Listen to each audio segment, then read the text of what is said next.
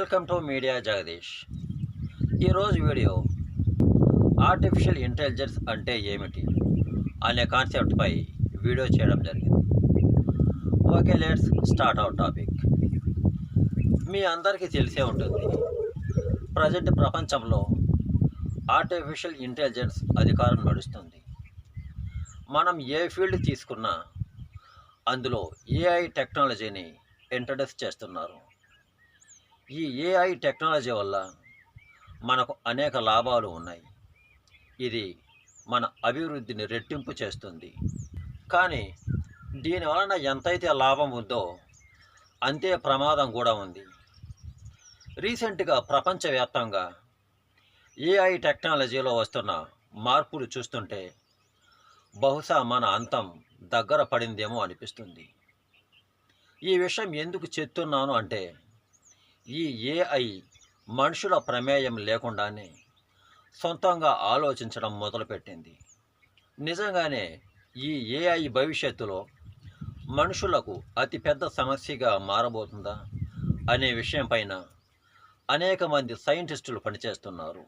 మనిషి ఈ భూమి మీద అన్ని జీవరాశుల కంటే చాలా తెలివైనవాడు. తాను చేసే ప్రతి పనిని ఎంతో ఈజీగా, వేగంగా చేయాలనుకుంటాడు. మనిషి తనకొచ్చిన సమస్యలను తానే స్వయంగా సాల్వ్ చేసుకోవాలని ప్రయత్నిస్తాడు. కానీ ఇప్పుడు మనుషులు చేయాల్సిన పనులు యంత్రాలు చేస్తున్నాయి. మనుషుల బదులు కంప్యూటర్స్ ఆలోచిస్తూ మనుషుల సమస్యలను కంప్యూటర్స్ సాల్వ్ చేస్తున్నాయి. అసలు మిషన్లకి ఆలోచించే శక్తి ఎలా వచ్చింది అన్నది పాయింట్. అసలు ఆర్టిఫిషియల్ ఇంటెలిజెన్స్ అంటే ఏంటో ఈ వీడియోలో తెలుసుకుందాం.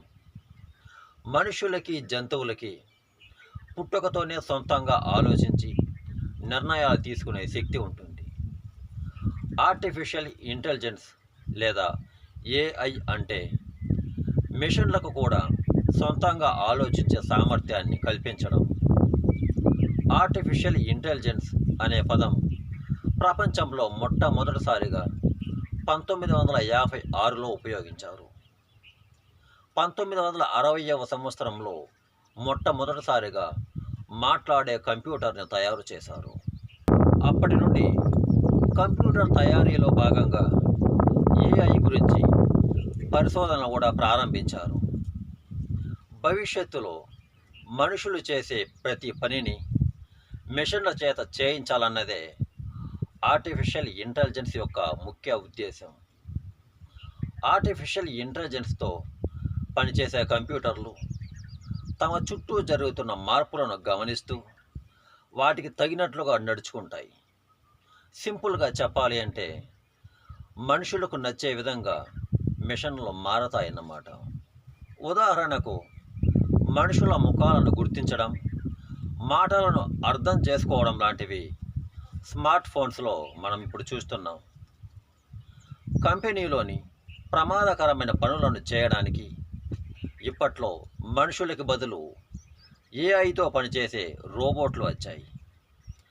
ఆర్టిఫిషియల్ ఇంటెలిజెన్స్ ఉన్న ఇంకో ప్రత్యేకత ఏమి అంటే, మనుషుల ఆలోచన శక్తి కంటే అది చాలా వేగవంతమైనది.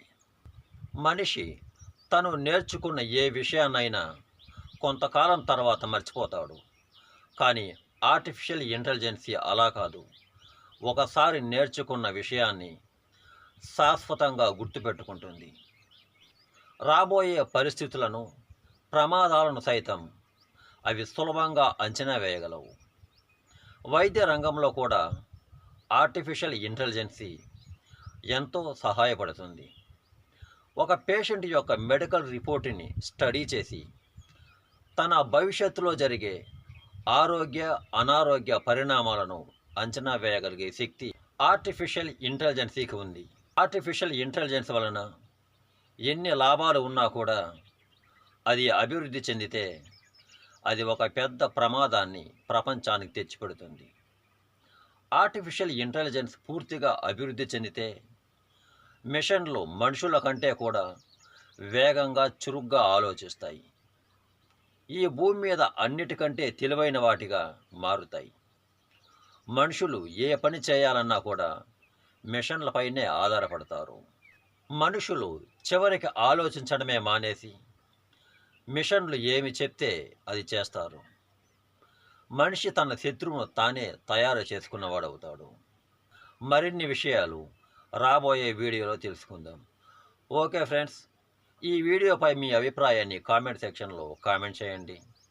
అలాగే సబ్స్క్రైబ్ చేసుకోవడం మర్చిపోకండి. Thanks for watching. ఇంకో రోజు ఇంకో వీడియోతో మళ్ళీ కలుద్దాం.